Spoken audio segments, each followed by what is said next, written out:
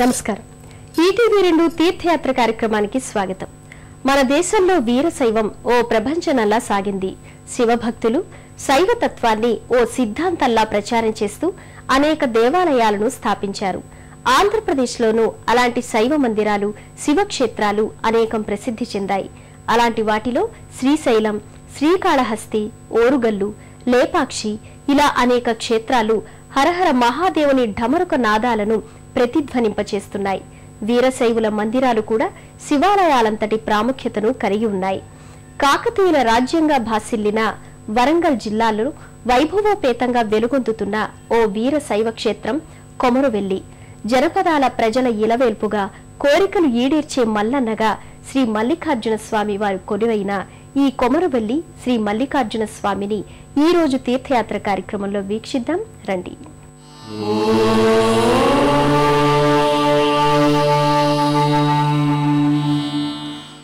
మన సమాజంలోని ప్రధాన స్రవంతిని, గ్రామీణుల గణస్వామ్య సంస్కృతిని రెండింటినీ అద్భుతంగా మేళవించుకున్న వైభవం కొమరవెల్లి మల్లన్న స్వంతం. కాకతీయుల వీరశైవం, పల్లె ప్రజల శ్రమైక జీవన సౌందర్యం కలగలిసి వెలిసిన మహత్తర జాతర కొలుపుల దివ్యక్షేత్రం ఈ పుణ్యస్థలి.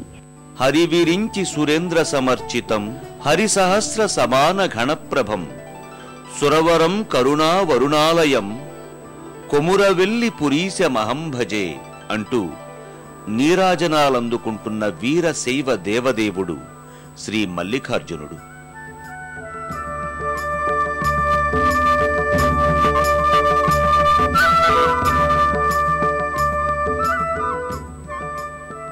పోదాంపద జాతరో కొమురెల్లి యాతర అని జనపదం గొంతెత్తి జానపదాన్ని ఆలపించే దివ్య క్షేత్రం కొమురవెల్లి.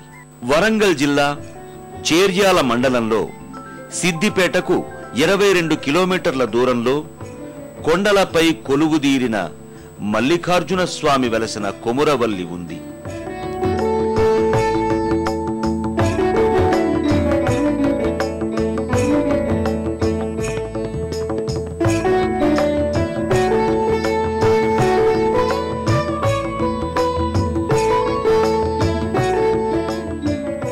ఈ ప్రవేశద్వారం పక్కనే ఓ భవ్యమైన విరాట్ శివలింగం దర్శనమిస్తుంది.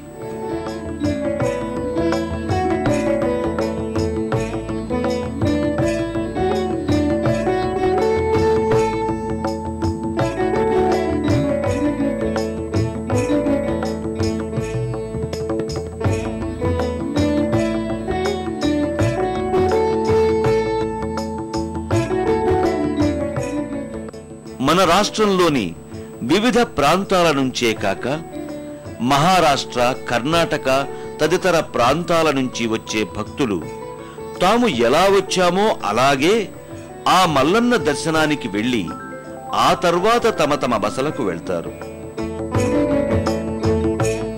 ఆ దర్శనాన్ని ధూళి దర్శనం అంటారు.